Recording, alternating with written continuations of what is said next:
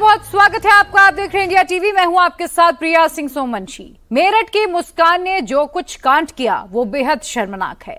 मुस्कान को कानून सजा दे रहा है, लेकिन वो के चक्कर में भरोसा भी अब दम तोड़ रहा है। मेरठ से ही एक और सनसनीखेज खबर सामने आई है।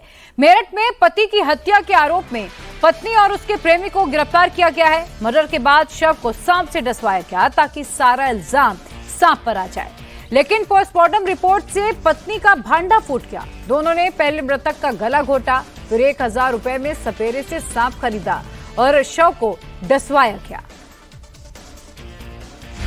खाट पर एक शख्स की लाश पड़ी है। खाट पर ही सांप बैठा है। सांप ने इस शख्स को 1-2 बार नहीं बल्कि 10 बार डसा, लेकिन इस शख्स की मौत सांप के डसने से नहीं हुई है, बल्कि इस शख्स की हत्या की गई है, वो भी गला घोंटकर इसे मारा गया है। लेकिन सोशल मीडिया पर यह खबर फैलाई गई कि 10 बार सांप के डसने से इसकी मौत हुई है।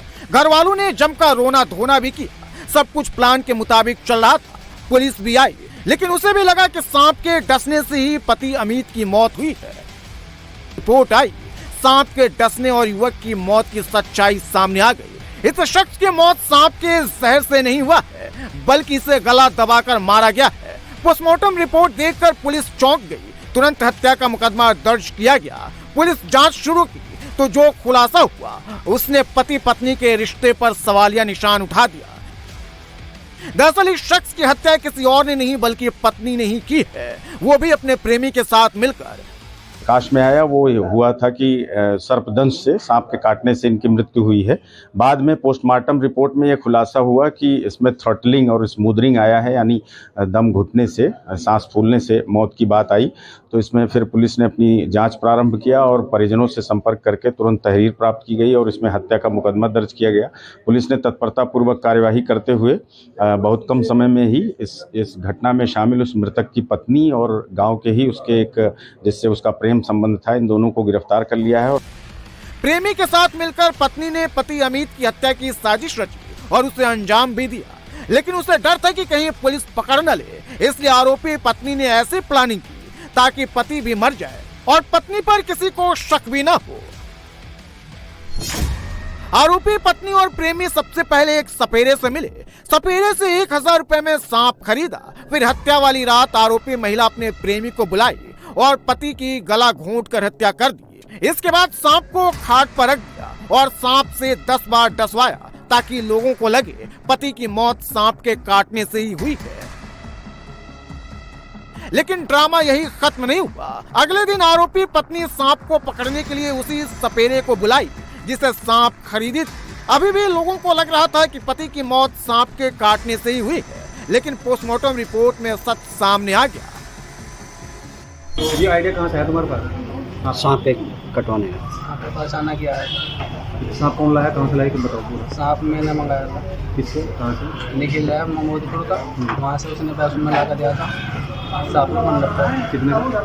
1000 रुपये। गला किसने दबाया, इसने पैर पकड़े, क्या हुआ पूरा बताओ ना। गला किसने दबाया? तुमने? पकड़े नहीं। फिर सांप कहाँ से लाए? सांप नहीं पता किसने लाया, सांप तो नहीं लाया। फिर कहाँ लिटाया, कहाँ सांप को? ऐसे छोड़ देता। आरोपी प्रेमी और मृतक अमित दोनों एक ही गांव के रहने वाले थे। दोनों दोस्त थे। दोनों एक साथ टाइल्स का काम करते थे। इसी बहाने आरोपी मृतक के घर आने जाने लगा और देखते ही देखते मृतक की पत्नी का दिल प्रेमी पर आ गया। दोनों बीते 1 हफ्ते से अमित को रास्ते से हटाने की प्लानिंग कर रहे थे, लेकिन उन्हें सांप नहीं मिल रहा था। जैसे ही जहरीला सांप मिला, पत्नी ने प्रेमी के साथ मिलकर पति की हत्या कर दी। पुलिस ने दोनों को गिरफ्तार कर लिया है। अब दोनों जेल के सलाखों के पीछे। मेरठ में अमित की हत्या कहां की गई? पत्नी ने अपने प्रेमी को कितने बजे बुलाया और उस समय अमित कहां था? पत्नी अपने प्रेमी के साथ पति अमित का गला कहां घोटी? अंदर घर के पहुंचे हमारे संवाददाता अभय पराशर, उनकी ये रिपोर्ट देखिए। ये घर है जहां पर रविता अपने पति अमित के साथ यहां पर रहा करती थी। कैसे इस हत्याकांड को अंजाम दिया वो सिलसिलेवार तरीके से मैं आपको बताता हूं। असल में 12 तारीख की ये पूरी की पूरी वारदात है। अमित और अमरदीप दोनों दोस्त थे, दोनों पत्थर तोड़ने का काम करते थे। लेकिन इस घर में जब आना जाना अमित का लगातार अमित के साथ अमरदीप का हुआ तो अमरदीप के संबंध अपनी दोस्त अमित की पत्नी रविता से बन गए और ये वही खाट है। ये जो खाट आप देख रहे हैं, इसी खाट पर वो बेहद खौफनाक तस्वीरें सामने आई थी जिसमें अमित इस खाट पर लेटा हुआ है और इस अमित की पीठ के नीचे जो ये सांप था, जहरीला सांप, इसकी पूंछ को दबा दिया गया था ताकि वो सांप यहां से ना निकल पाए। पूरी घटना इस तरीके से होती है 12 तारीख को, क्योंकि पता लग गया था अमित को अमरदीप और उसकी पत्नी के संबंध में, दोनों का विवाद होता था, इसीलिए एक साजिश रची गई। और यह साजिश रची गई कि 12 तारीख को जब अमित अपने घर में अंदर कमरे में सो रहा था, जो अंदर कमरा है, अमित वहां पर सो रहा था, उसी दौरान रात को रविता ने गेट से एंट्री कराई अपने बॉयफ्रेंड की। एंट्री जब होती है, अमरदीप की एंट्री करने के बाद गला दबाकर, ये रूम है, गला दबाकर मार दिया जाता है और दोनों ही इस हत्याकांड को अंजाम देते हैं। दोनों गला दबाते हैं। जब मौत हो जाती है, जो बाहर आंगन में ये खाट पड़ी हुई है, इस खाट पर बॉडी को रखते हैं और पहले से साजिश के तहत पास के ही एक गांव से, ये अकबरपुर गांव है, पास में ही एक दूसरा गांव है, वहां से एक जहरीला सांप एक सपेरे से 1000 रुपए में खरीदते हैं, ये दिखाने के लिए कि घर वालों को ये बताएंगे कि पास के जंगल में से सांप आ गया था, उसने डसा जिस वजह से मौत हुई है, ताकि सलाखों के पीछे जाने से बच सके। ऐसी प्लानिंग की थी। और अब बात बुलडोजर जस्टिस की करेंगे। आए दिन बुलडोजर जस्टिस को लेकर सवाल उठाए जाते हैं और कहा जाता है कि बुलडोजर सिर्फ एक समुदाय को ही टारगेट करता है, लेकिन गुजरात के जूनागढ़ से इसका जवाब आ चुका है। जूनागढ़ में बुलडोजर से कई अवैध धार्मिक स्थलों को गिराया गया है। सड़क पर कब्जा कर बनाए गए अवैध मंदिर, अवैध मजार, दरगाह, मस्जिद, सभी को हटाया गया है। इनकी एक वजह है ये, जिसके चलते ट्रैफिक जाम की दिक्कतें आ रही थी। बकायदा नोटिस देने के बाद जूनागढ़ नगर निगम ने इन अवैध जो स्ट्रक्चर्स हैं उन्हें डिमोलिश कर दिया है। ये जो खाली जगह दिख रही है, कल तक यहाँ एक मजार हुआ करती थी। सरकारी जमीन पर अवैध कब्जा कर सड़क के किनारे मजार बनाई गई थी, लेकिन 16 अप्रैल की रात प्रशासन का बुलडोजर आया और सब कुछ समतल कर दिया। जो मजार रात में यहां खड़ी थी, वो सुबह होते होते जमीन पर पूरी तरह से समतल हो गई। मलबा तक को प्रशासन ने हटा दिया। ऐसा लग ही नहीं रहा है कि यहां पहले कोई अतिक्रमण था। जूनागढ़ में 1-2 नहीं बल्कि 3 मजार और दरगाह पर बुलडोजर गरजा है। सड़क किनारे अवैध कब्जा कर बनाई गई सभी मजार और दरगाहों पर बुलडोजर एक्शन हुआ है। जूनागढ़ में अवैध अतिक्रमण के खिलाफ प्रशासन का बुलडोजर जमकर दौड़ रहा है। ऐसा नहीं है कि कार्रवाई सिर्फ एक धर्म से जुड़े अवैध धार्मिक स्थलों पर ही हो रही है, बल्कि अवैध रूप से बनाए गए मंदिरों पर भी बुलडोजर चल रहा है। जूनागढ़ में अवैध रूप से बने 6 धार्मिक स्ट्रक्चर को हटाया गया है। इनमें 3 मजार और 3 मंदिर शामिल हैं। प्रशासन अवैध कब्जा कर बनाए गए धार्मिक स्थलों को तोड़ने के लिए पूरी तैयारी के साथ पहुंचा था। बुलडोजर के साथ भारी संख्या में पुलिस भी मौजूद थी, ताकि असामाजिक तत्व माहौल को खराब न कर सके। बुलडोजर एक्शन से पहले नगर निगम ने बताया कि अतिक्रमणकारियों को अवैध कब्जे को तोड़ने का पूरा समय दिया गया, नोटिस भी दी गई, लेकिन इन्हें हटाया नहीं गया। अब नगर निगम पुलिस की सुरक्षा में अवैध अतिक्रमण कर किए गए निर्माण के खिलाफ बुलडोजर अभियान चला रहा है। जितने भी धार्मिक स्थल गिराए गए हैं, ये सड़क के बीचों बीच और फिर किनारे अवैध कब्जा कर बनाए गए थे, जिसके कारण ट्रैफिक में रुकावट आती थी, लोगों को भारी जाम से जूझना पड़ता था। लेकिन अब प्रशासन ने सब कुछ क्लीन कर दिया है। और इस पर और अधिक जानकारी के साथ मेरे सहयोगी निर्णय कपूर जुड़ चुके हैं। निर्णय, पहले ये कहा जाता था अगर कहीं पर भी बुलडोजर चलता था कि जानबूझकर एक समुदाय को ही टारगेट किया जा रहा है, लेकिन जूनागढ़ में तो सब पर कार्रवाई हुई है, चाहे वो मंदिर हो, मस्जिद हो, दरगाह हो। बिल्कुल बिल्कुल प्रिया, जब बात आती है शहर के व्यवस्था की, शहर के ब्यूटिफिकेशन की, शहर में जो ट्रैफिक नियम है उनके पालन की, तो फिर उसमें कोई धार्मिक भेदभाव नहीं किया जाता है प्रशासन के तरफ से। ये जूनागढ़ में देखने को मिला। मैं पहले एक छोटा सा अपडेट आपको और दे दूं कि कुल 6 स्ट्रक्चर नहीं, अभी जो ताज़ा जानकारी आ रही है उस हिसाब से 8 स्ट्रक्चर जूनागढ़ में तोड़े गए हैं अब तक पिछले एक दिन में, जिनमें 3 मज़ारें हैं और 5 मंदिर हैं। विवेकानंद सर्कल, इसके अलावा चीताखाना सर्कल और नरसिंह मेहता तालाब का जो इलाका है, उसके अलावा जूनागढ़ राजकोट रोड पे 3 मंदिर जो हैं उनको भी तोड़ा गया है। तो कुल मिलाकर के 8 स्ट्रक्चर हैं। इसी से आपको वो पता चल जाएगा कि 3 मज़ारें हैं और 5 मंदिर हैं जिन्हें तोड़ा गया है। सिर्फ ये कल की कार्रवाई नहीं, इससे पहले भी करीब कुछ महीने पहले जब ऊपर कोट के इलाके में जो अवैध निर्माण थे उनको हटाया गया था, उसमें भी कई धार्मिक स्ट्रक्चर थे जिनमें मंदिर और मज़ारें दोनों शामिल थी, उन्हें हटाया गया था। तो ऐसा नहीं है कि सिर्फ एक समुदाय विशेष के खिलाफ ही कोई कार्रवाई हो रही है, जैसा कि एक परसेप्शन अमूमन बनाया जाता है। जूनागढ़ म्युनिसिपल कॉरपोरेशन की तरफ से जो कार्रवाई की गई है उसमें जिस प्रकार से बिना किसी धार्मिक भेदभाव के इन सभी स्ट्रक्चर्स को हटाया गया, उससे साफ रिफ्लेक्ट होता है। और आपको बता दें कि विवेकानंद सर्कल है या फिर चीतासारा सर्कल है, इनका ब्यूटिफिकेशन प्रोजेक्ट पिछले काफी समय से अटका हुआ था। इसके अलावा रोड वाइडनिंग का काम जो है वो अटका हुआ था, अब वो बड़ी आसानी से एग्जीक्यूट किया जा सकता है। जी, बहुत शुक्रिया निर्णय आपका तमाम जानकारी के लिए। वहीं फरीदाबाद में बुलडोजर एक्शन को लेकर बवाल मच गया है। मस्जिद को अवैध बताकर गिरा दिया गया, जबकि मस्जिद पक्ष ने मामला सुप्रीम कोर्ट में लंबित होने के बावजूद एक्शन को लेकर सवाल उठाए हैं। बड़ी खबर हरियाणा के फरीदाबाद से, जहां 50 साल पुरानी मस्जिद को बुलडोजर से गिराने के बाद विवाद बढ़ गया है। मुस्लिम पक्ष ने प्रशासन पर अवैध कार्रवाई का आरोप लगा दिया है। मामला फिलहाल सुप्रीम कोर्ट में लंबित है, जबकि नगर निगम का यह दावा है कि मस्जिद अरावली फॉरेस्ट एरिया में बनी है, जहां कोई भी निर्माण अवैध ही माना जाएगा।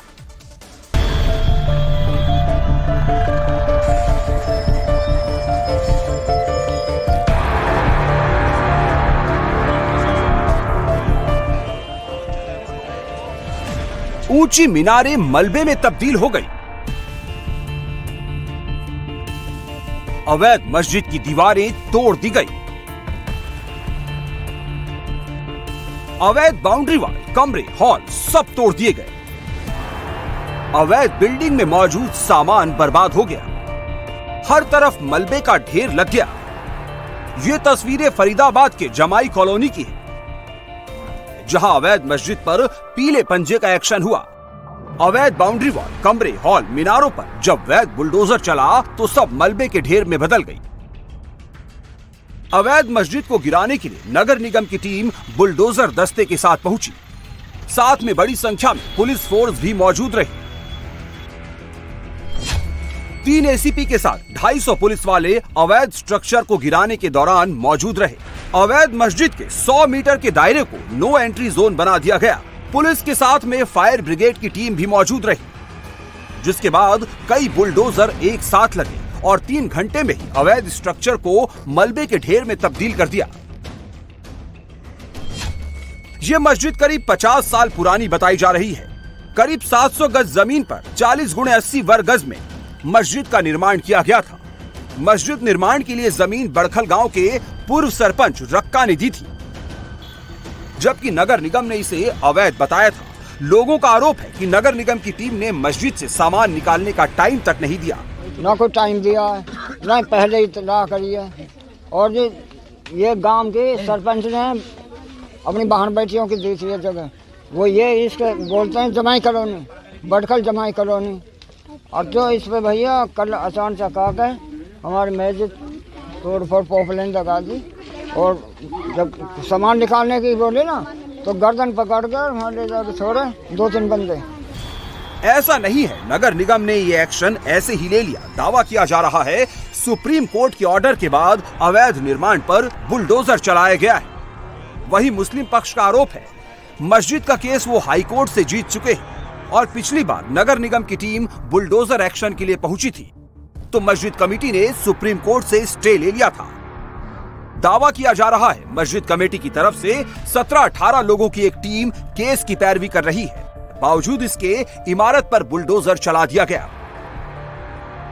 अगर मैं बात करूं यहाँ पे, जैसे आप हाई कोर्ट से केस जीते थे, लेकिन ये सुप्रीम कोर्ट के ऑर्डर से हुआ है, तो इसमें अब सुप्रीम कोर्ट का हमारे पास में ना कोई मतलब केस उन्होंने डाला है हमारे ऊपर, ना कोई नोटिस आया है, ना हमारे पास में कोई संदेशा नहीं आया सुप्रीम कोर्ट का। मतलब आप इस कार्रवाई को गलत मानते हैं? हाँ, गलत मानते हैं जी। हमारे पास में अगर इन्होंने केस सुप्रीम कोर्ट में डाला तो हमारे पास में नोटिस आना चाहिए, हमारे पास में कोई नोटिस नहीं आया। वहीं प्रशासन का दावा है कि जंगल की सरकारी जमीन पर अवैध तरीके से कब्जा किया गया और जमीन पर इलीगल स्ट्रक्चर बनाया गया था। ये area Aravalli reserve forest area में आता है, जहां कोई कंस्ट्रक्शन नहीं किया जा सकता। ऐसे में जमाई कॉलोनी में फॉरेस्ट लैंड को अब खाली करा लिया गया है और जंगल की जमीन पर फिर से जंगल मेंटेन किया जाएगा। फॉरेस्ट लैंड पर जहां भी अवैध कब्जे रह गए हैं, उन पर भी नगर निगम की तरफ से जल्द ही बुलडोजर एक्शन लिया जाना तय है। रील का जुनून कम होने का नाम ही नहीं ले रहा। इसके चक्कर में मौतें हो रही हैं, लेकिन रीलबाज सनसनी फैलाने से फिर भी बाज नहीं आ रहे। बड़ी खबर नवी मुंबई से है, जहां नवी मुंबई में रीलबाजों की करतूत सामने आई है। चलती कार की डिग्गी से एक हाथ झूल रहा था, जिससे सड़क पर चल रहे लोग दहशत में आ गए। कई लोगों ने इसका वीडियो बना लिया। लोग कार का पीछा करने लगे। पुलिस ने कार चालक को गिरफ्तार भी कर लिया। उसने जो राज बताया वो चौंकाने वाला है। तो एक गाड़ी है, इसके पीछे एक हाथ निकला हुआ है। ये देखो देखो देखो देखो, हाथ हाथ हाथ हाथ। ये सड़क पर कार की डिग्गी में लटकता एक हाथ। जिसने भी ये सीन देखा खौफजदा हो गया। शायद ये डेड बॉडी है। देखो देखो देखो, ये हाथ बाहर आया है। हर किसी को लगा कि कार में डेड बॉडी है और मर्डरर शव को ठिकाने लगाने जा रहा है। सड़क पर हर कोई दहशत से भर गया। लगता है जो डेड बॉडी है। This is dead body. Car और कार की डिग्गी में लटकता हाथ और डेड बॉडी, इन सबका सच जानेंगे, सुनेंगे तो हैरान रह जाएंगे।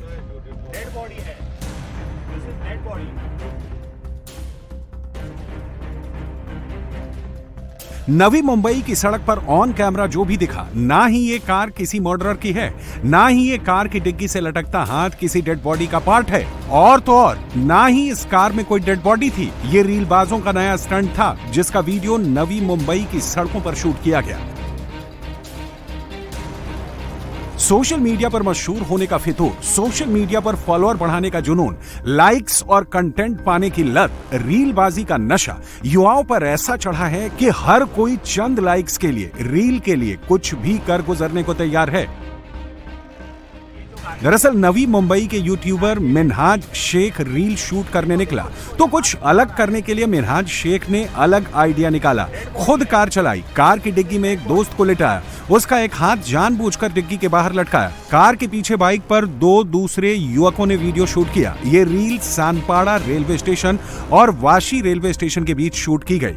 वीडियो वायरल होते ही पुलिस एक्शन में आ गई और कार को ट्रेस किया, तो दूसरी सच्चाई सामने आई। मिनहाज वाशी का रहने वाला है और अपने लैपटॉप की दुकान के लिए प्रमोशन वीडियो शूट कर रहा था। हालांकि मिनहाज ने ये वीडियो किसी सोशल मीडिया साइट पर अपलोड नहीं किया था। वहीं पुलिस ने मिनहाज शेख और उसके दोस्तों पर ट्रैफिक रूल्स तोड़ने का केस दर्ज किया है। वहीं अलीगढ़ में सास और दामाद की लव स्टोरी में अब एक नया ट्विस्ट आया है। 6 अप्रैल को अपने होने वाले दामाद के साथ फरार हुई सास अब लौट आई है। 10 दिनों तक दोनों यूपी के कासगंज, बिहार के मुजफ्फरपुर और नेपाल में रहे, लेकिन जैसे ही 16 अप्रैल यानी कि बेटी की शादी की तारीख बीती, दोनों अलीगढ़ थाने पहुंच गए और पुलिस के सामने सरेंडर कर दिया। अब सास अपने होने वाले दामाद के साथ ही रहना चाहती है। वो उसे पति मानने का दावा भी कर रही है। अलीगढ़ में बेटी की शादी से 10 दिन पहले अपने दामाद के साथ भागने वाली सास ने अब पुलिस के सामने सरेंडर कर दिया है। 16 अप्रैल को बेटी की शादी थी। इससे पहले सास अपने दामाद के साथ 6 अप्रैल को रफू चक्कर हो गए। शादी के घर में हड़कंप मच गया। अलीगढ़ पुलिस लगातार दोनों की तलाश कर रही थी और पुलिस के डर के चलते ही सास दामाद ने अलीगढ़ लौटकर सरेंडर कर दिया। जब उन्होंने मुझे आरोप गंदा लगाया, तो उन्होंने एक भी बार ये नहीं सोचा कि दामाद ऐसी गंदी हरकत क्यों करेगी। फिर भी बोलता है कि तू उसके साथ भाग जा, ऐसी है। मैं बोली सही है, मैं बात नहीं करूँगी। बात क्यों नहीं करेंगे? अच्छा, उनके द्वारा जो आरोप लगाए उसी से आप तंग होकर मतलब ये कदम उठाया आपने। अब जो मेरी जिंदगी में आया भैया, मेरा वही पता। सास अपने जिस होने वाले दामाद के साथ फरार हुई थी, उसी के साथ अलीगढ़ थाने पहुंची। अब महिला अपने होने वाले दामाद को ही अपना पति मान बैठी है और उसी के साथ रहना चाहती है। मरने के लिए मतलब मोहताज हो रही थी, तो ये मतलब घर वाले मतलब टॉर्चर कर रहे थे कि मुझे टॉर्चर कर रहे हैं, तो इसलिए ना मैं मर रही हूँ, मुझे लेके जाओ। तो बस स्टैंड अलीगढ़ से मुझे इसने बुलाया, मैं लेके गया। यहाँ से अलीगढ़ से हम जब चालू हुए थे तो लखनऊ से सीधे मुजफ्फरपुर। अलीगढ़ से पुलिस हमें ढूंढने के लिए मतलब यहाँ से फरार हो गई। तो फिर मैं ला इससे अच्छा पहले हम सर के सामने उपस्थित हो जाएं। इनके पति बाकी इनके जो घर वाले जो भी थे ना, उन्होंने वही टॉर्चर कर रहे थे बार बार। इन 10 दिनों में सास अपने होने वाले दामाद के साथ अलीगढ़ से कासगंज, बरेली, मुजफ्फरपुर होते हुए नेपाल तक गई। अब सास अपने पति से छुटकारा चाहती है और होने वाले दामाद के साथ ही रहना चाहती है। सास ने अपने पति पर मारपीट करने और परेशान करने का भी आरोप लगाया है। बिहार के मुजफ्फरपुर में मैरिज कोर्ट कैंपस में बुर्के में लड़की को देखकर बवाल हो गया। हिंदू संगठनों ने लड़की और लड़के से पूछताछ शुरू कर दी।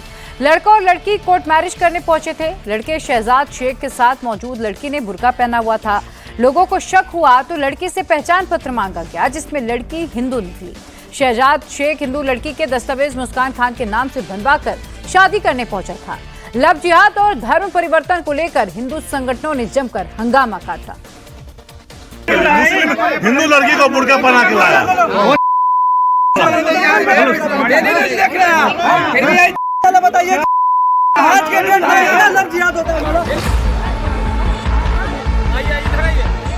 कोर्ट मैरिज कैंपस में बुर्के में हिंदू लड़की दिखी तो बवाल हो गया।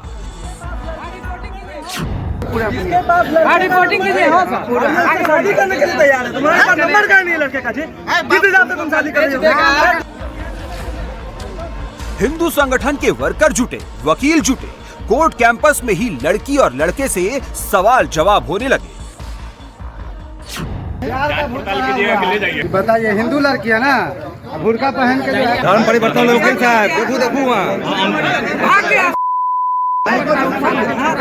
आइए। हिंदू लड़की की पहचान खुली तो मुस्लिम लड़के पर लोग भड़क गए, हंगामा करने लगे, धक्का मुक्की होने लगी तो आरोपी शहजाद शेख भाग खड़ा हुआ। मामला बिहार के मुजफ्फरपुर का है, जहां मैरिज कोर्ट कैंपस में सीतामढ़ी का रहने वाला शहजाद शेख शादी के रजिस्ट्रेशन के लिए पहुंचा हुआ था। शहजाद के साथ में बुर्का पहने एक लड़की पहुंची। दोनों ने शादी के लिए दस्तावेज कोर्ट में बनवाए ही थे कि कई हिंदू संगठन के वर्कर कोर्ट कैंपस पहुंच गए और दोनों से पूछताछ करने लगे। बुर्का पहने लड़की हिंदू निकली तो हिंदू संगठनों और वकीलों ने लव जिहाद का आरोप लगाकर कोर्ट कैंपस में हंगामा काटा। लड़की ने बुर्का पहन रखा था, लेकिन लड़की के पास पहचान पत्र हिंदू नाम से निकला, जबकि शादी रजिस्ट्रेशन के दस्तावेजों पर लड़की का नाम मुस्कान खान दर्ज कराया गया था। हिंदू लड़की मुस्कान खान के नाम से शहजाद शेख से शादी करने पहुंची थी। खुलासे के बाद हिंदू संगठन के वर्करों ने इसे लव जिहाद का केस बताया है और आरोपी पर कड़े एक्शन की डिमांड की है। हिंदू लड़की है और मुस्लिम युवक है जो कोर्ट परिसर में आ चुके हैं और शादी करने जा रहे हैं, जिसके ना माँ बाप है, ना लड़के का माँ बाप है, ना लड़की का माँ बाप है, कोई भी प्रेजेंट नहीं है। हमारे कुछ भाई हैं, उन्होंने सूचना दिया तो हम लोग जो है सो सारे जो हमारे कमेटी के लोग हैं सब लोग हम कोर्ट परिसर में आए, इंक्वायरी किए, पता चला कि नहीं वास्तव में लड़की का नाम, लड़के का नाम जो भी है त्याग या कुछ करके है। बुर्का लड़की बुर्का पहने हुए थे। संशय हमें भी हुआ कि यह वास्तव है या झूठ है, फ्रेब है, इसकी जानकारी नहीं। जब हमने आधार कार्ड मांगा, जब हमने नोटरी का जो टाइपिंग था वो पढ़ा तो हमें देखा तो हमने दोनों को पकड़ा और प्रशासन को हवाले कर दिया है। लड़की का नाम है और लड़का का नाम शहजाद सफ़ी है, जो कि एक मुसलमान लड़का है और हिंदू लड़कियों का ब्रेन वॉश करके यहाँ मुजफ्फरपुर के कोर्ट में, जो कि उसका आवास सीतामढ़ी में है, और यहाँ पर उसको लेकर के माइंड वॉश करके आया है शादी करने के लिए। यहाँ पे ये ऐसी जिहादी मानसिकता का लड़का है कि लड़कियों को अभी से बुर्का पहना करके घुमा रहा है, और वो लड़की जिसको ये पता भी नहीं है कि हम क्या हैं, कौन है, हमारे माता पिता क्या है, इसको इतना ब्रेन वॉश किया गया। और यही जिहादी लोग हैं जो ऐसी ऐसी हिंदू लड़कियों को, मासूम लड़कियों को ब्रेन वॉश करता है और उसके बाद फ्रीज में कभी कटी मिलती है, कभी इनको कभी पटरी के नीचे फेंक देता है, फिर भी हमारी हिंदू लड़कियां जागने का नाम नहीं ले रही है। मामले में लव जिहाद और धर्म परिवर्तन के एंगल पर भी वकील जुट गए और आरोपी शहजाद के साथ धक्का मुक्की होने लगी, जिसके बाद आरोपी कोर्ट परिसर में ही लड़की को छोड़कर भागने लगा, जिसे लोगों ने दौड़ाकर पकड़ लिया। हंगामे की सूचना पर पुलिस पहुंची और आरोपी शहजाद और लड़की को अपनी कस्टडी में थाने ले गई। आरोपी शहजाद और लड़की दोनों सीतामढ़ी के रहने वाले, दोनों कोर्ट मैरिज के लिए यहाँ पहुंचे हुए थे, लेकिन दोनों के परिजन साथ मौजूद नहीं थे। सूचना के बाद लड़की के परिजन मुजफ्फरपुर पहुंचे तो बड़ा खुलासा हो गया। बताया जा रहा है कि लड़की की इसी हफ्ते में शादी होने वाली है और लड़की का आरोपी शहजाद से अफेयर चल रहा था, जिसकी खबर लड़की के परिजनों को नहीं थी। शादी की डेट पास आते ही लड़की शहजाद के साथ कोर्ट मैरिज के लिए घर में बहाना बनाकर मुजफ्फरपुर पहुंच गई। अब लड़की की फैमिली ने आरोपी शहजाद पर लड़की का ब्रेन वॉश करने का आरोप लगाया है। वहीं पुलिस पूरे मामले की जांच में जुट गई है। बिहार के सीएम नीतीश कुमार का गृह जिला एक बार फिर डबल मर्डर से कांप उठा है। अचानक गोलीबारी से नालंदा जिले का सिलाव थाना क्षेत्र दहल गया। एक तरफ प्यार में सनकी आशिक ने मां बेटी की गोली मारकर हत्या कर दी। दोनों की मौके पर ही मौत हो गई और उसके बाद आरोपी ने खुद भी गोली मार दी। आरोपी की हालत फिलहाल गंभीर बताई जा रही है।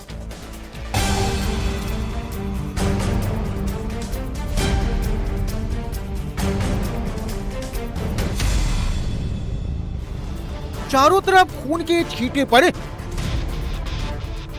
जमीन पर दो महिलाएं गिरी पड़ी। परिजनों का रो रो कर बुरा हाल। पुलिस भी मौजूद है। गांव वालों में आक्रोश है। बिहार का नालंदा एक बार फिर डबल मर्डर से थर्रा गया है। कमरे में जमीन पर जिन दो लोगों की लाश पड़ी है वो मां बेटी है। दिन दहाड़े घर में घुसकर गोली मारकर इनकी हत्या की गई है। गोली 1 मीटर से भी कम दूरी से मारी गई है। गोली सीधे सिर में मारी गई है ताकि गोली लगने के बाद कोई जिंदा बच न सके। जिस लड़की को गोली मारी गई है उसकी शादी तय हो गई थी, सगाई हो चुकी थी। 28 अप्रैल को शादी थी, लेकिन एक तरफा प्यार में पागल सन की आशिक को ये बात नागवार गुजरी और वो सीधे मृतक के घर पहुंचा। दनादन फायरिंग करने लगा। उसके सामने जो भी दिखा उसे उसने गोली मार दी। मेरे पत्नी और बच्चा घर में है। घर में यहाँ करके गोली मार दिया दिन दहाड़े। राजीव सिंह के बेटा चंडी मोका मनीष कुमार। अच्छा, कारण क्या है? कारण सबके पता नहीं क्या कारण है। मेरे मोबाइल के बातचीत होता था, उसी कारण है लड़की का शादी तय हो गया। अच्छा। सिवान एसपी का बॉडीगार्ड है लड़का। अच्छा, मुजफ्फरपुर घर है। 28 तारीख से छोड़ना नहीं था। आरोपी ने युवक के घर पहुंचकर दरवाजा खटखटाया। युवती की मां ने जैसे ही दरवाजा खोला युवक ने उन्हें गोली मार दी। गोली की आवाज सुनकर बेटी दौड़कर बाहर आई तो उस पर भी आरोपी ने फायरिंग कर दी। शादी से 12 दिन पहले युवती और उसकी मां की हत्या से हड़कंप मच गया। गोली की आवाज सुनकर जब गांव वाले पहुंचे तो मां बेटी की मौत हो चुकी थी, लेकिन मां बेटी की लाश के पास एक और शख्स घायल पड़ा था। वो शख्स आरोपी मनीष कुमार है। मनीष ने अपनी प्रेमिका और उसकी मां की हत्या के बाद खुद को गोली मार ली। 6 बजे हमको फोन किया था। हम आए दुकान पे लाश गिरा ले 3 को। ये वो पुकारा थे, गरमाए हुचकी ले रहा था, लड़का हुचकी ले रहा था। अच्छा, फिर आके फोन से फिर लड़का अपने गोली मार लिया है। मारा के अपने मारा होगा ना, अपने मार लिया, अपने गोली मारा, अपने मार दिया गोली। अच्छा, तो यहाँ पर हथियार मिला था? हथियार मिला था, लड़का के पास ऐसे रख लिया था। अच्छा, 9mm पिस्टल था। 9mm पिस्टल था। कितना गोली मारा है लोगों? 2-2 3-3 गोली मारा। सीधा फायरिंग हुआ है यहाँ। आरोपी सन की प्रेमी की हालत गंभीर है। विम्स में इलाज चल रहा है। डबल मर्डर की खबर पर आनंद फानन में एसपी मौके पर पहुंची। डॉग स्क्वाड के साथ फॉरेंसिक टीम भी पहुंची। पुलिस सीसीटीवी खंगाल रही है। आरोपी कैसे पहुंचा, आरोपी को हथियार कहां से मिले, इसकी जांच कर रही है। ऑन स्पॉट डेथ हो गई है। पुटुसा देवी और पूनम कुमारी जो है नाम है। और जो आरोपी व्यक्ति है उसने खुद को भी जो है जो पिस्टल से दोनों को गोली मारी, उससे ही खुद को गोली मार ली है। जो पुटुसा देवी और पूनम देवी है वो तो ऑन स्पॉट जो है उनकी मृत्यु हो गई है। और जो आरोपी है उसके भी हेड में उन्होंने शॉट लिया है। तो अभी जो है उनको अस्पताल ले जाया गया है, जहाँ पे उनकी सिचुएशन काफी क्रिटिकल बताई जा रही है। प्राथमिक जांच में सामने आया है कि आरोपी मनीष मृतक युवती को हमेशा परेशान करता था। फोन व्हाट्सएप के जरिए शादी का दबाव बना रहा था, लेकिन परिजनों ने युवती की शादी कहीं और तय कर दी, जिससे आरोपी खफा था। यूपी पुलिस का गौ तस्करों के खिलाफ ऑपरेशन फुल स्पीड में जारी है। पुलिस ने एक इंटरस्टेट गौ तस्करी रैकेट का पर्दाफाश किया है। गोंडा में पुलिस ने गौ तस्कर शमशेर का हाफ एनकाउंटर किया। पुलिस ने शमशेर के ट्रक से 28 गौवंश को मुक्त कराया। गौ तस्कर शमशेर गौवंश को बिहार के सिवान लेकर जा रहा था। मोहम्मद शमशेर इंटरस्टेट गौ तस्करी रैकेट का मेंबर है। ये साहब का अगवा कहाँ है? खाली पिछवा है कहाँ कि पूरा है? पूरा ऊपर चढ़ जाओ, पूरा ऊपर चढ़ो। ये वो ट्रक है जो पुलिस ने पकड़ा। ट्रक में आगे से पीछे तक गोवंश बेरहमी के साथ भरे हुए हैं।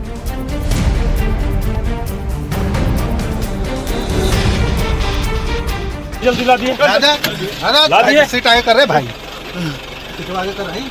ला दिए जल्दी।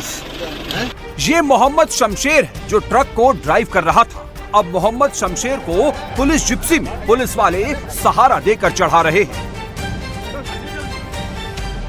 योगीराज में पुलिस फुल एक्शन मोड में है। गोंडा में गो तस्करों के खिलाफ बड़ा ऑपरेशन लॉन्च किया गया। थाना धनोपुर इलाके में पुलिस और एसओजी की ज्वाइंट टीम से गो तस्कर शमशेर की मुलाकात हुई तो शमशेर ट्रक को छोड़कर भाग खड़ा हुआ। पुलिस ने सरेंडर करने को कहा तो जवाब में शमशेर ने पुलिस पर गोली दागी। फिर क्या था, पुलिस ने भी गोली का जवाब गोली से दिया और शातिर गो तस्कर शमशेर एक पैर पर आ गया। शमशेर के दूसरे पैर में पुलिस की गोली लगी है। पुलिस को शमशेर के पास से अवैध तमंचा, कारतूस और एक ट्रक बरामद हुआ है। ट्रक में 28 गोवंश भी बरामद किए गए हैं। गो तस्करी का ये रैकेट यूपी से लेकर बिहार तक चलता है और मोहम्मद शमशेर गो तस्करी के रैकेट का अहम हिस्सा है, क्योंकि यूपी से गोवंश की तस्करी कर बिहार तक पहुंचाने का जिम्मा इसी के हवाले है। मोहम्मद शमशेर संत कबीर नगर जिले का रहने वाला है और ट्रक में भरे गोवंश को बिहार के सिवान ले जा रहा था। गोंडा में पिछले कई महीनों से गो तस्करी की वारदातें सामने आ रही है, जिसके बाद पुलिस एक्टिव हुई। मुखबिरों का जाल फैलाया गया तो गो तस्करी के इंटर स्टेट गैंग का खुलासा हो गया। अभी शमशेर से पुलिस पूछताछ में गो तस्करी के रैकेट के कई बड़े नामों का खुलासा होना बाकी है। पूछताछ में शमशेर ने अपने गैंग के कई साथियों के बारे में जानकारी दी है। पुलिस अब इस जानकारी को क्रॉस चेक करने में जुटी हुई है। जल्द ही गोंडा के गो तस्करी गैंग के बाकी गोक्षों पर भी एक्शन एकदम फिक्स है। पश्चिम बंगाल में हुई हिंसा पर सियासी तनातनी दिखाई दे रही है और अब अखिलेश यादव ने इसको लेकर बीजेपी को जमकर घेरा। उन्होंने इस हिंसा का जिम्मेदार बीजेपी को बता दिया और कहा कि हिंसा के जरिए बीजेपी राजनीतिक लाभ लेने की कोशिश कर रही है। बीजेपी वही नफरत की राजनीति कर रही है। सरकार बनाने की कोशिश करने के लिए नफरत की राजनीति करने में जुटी है। एक बात आपको स्वीकार करनी पड़ेगी, जब कभी भी दंगा होगा, हिंदू मुसलमान के बीच में खाई पैदा होगी, भारतीय जनता पार्टी उससे लाभ लेना चाहेगी। भारतीय जनता पार्टी हमेशा इस तरह की घटनाओं से राजनीतिक लाभ लेती है। अगर वहां पर कोई घटना हुई है, हो सकता है, और सच्चाई भी यही है कि बीजेपी वहां प्रयास कर रही है सरकार बनाने की, अपनी ताकत बनाने के लिए। इसलिए नफरत की राजनीति अगर कोई बंगाल में कर रहा है तो वो भारतीय जनता पार्टी है। और मैंने उत्तर प्रदेश का उदाहरण दिया था। सोचिए, मुख्यमंत्री हमारे क्या कह रहे हैं, हम डंडे से सुधार देंगे। ये भाषा लोकतंत्र में, और वो भी एक संवैधानिक पद पर बैठे व्यक्ति से उम्मीद नहीं की जा सकती है, और तब उम्मीद नहीं की जा सकती है जब वो योगी हों। आतंकी तहव्वुर राणा को लेकर विदेश मंत्रालय ने पाकिस्तान को करारा जवाब दिया है। विदेश मंत्रालय ने कहा कि पाकिस्तान आतंकवाद का केंद्र है और वो चाहे कितनी भी कोशिशें कर ले, उसकी पहचान बदलने वाली नहीं है। तहव्वुर का प्रत्यर्पण पाकिस्तान के लिए कड़ा सबक है। पाकिस्तान अब तक मुंबई अटैक के दोषियों को बचाता रहा है, लेकिन अब बाकी के दोषियों को भी पाकिस्तान को कटघरे में लाना ही होगा। बंगाल के राज्यपाल सीवी आनंद बोस से आज मुर्शिदाबाद हिंसा के पीड़ितों ने मुलाकात की। केंद्रीय मंत्री सुकांत मजूमदार पीड़ितों को लेकर राजभवन पहुंचे थे। बंगाल के गवर्नर सीवी आनंद बोस ने हिंसा पीड़ितों की गुहार सुनी और हालात का जायजा लेने के लिए वो आज ही मुर्शिदाबाद जाने वाले हैं। आज रात राज्यपाल मुर्शिदाबाद पहुंचेंगे और कल हिंसा पीड़ितों से मुलाकात करेंगे।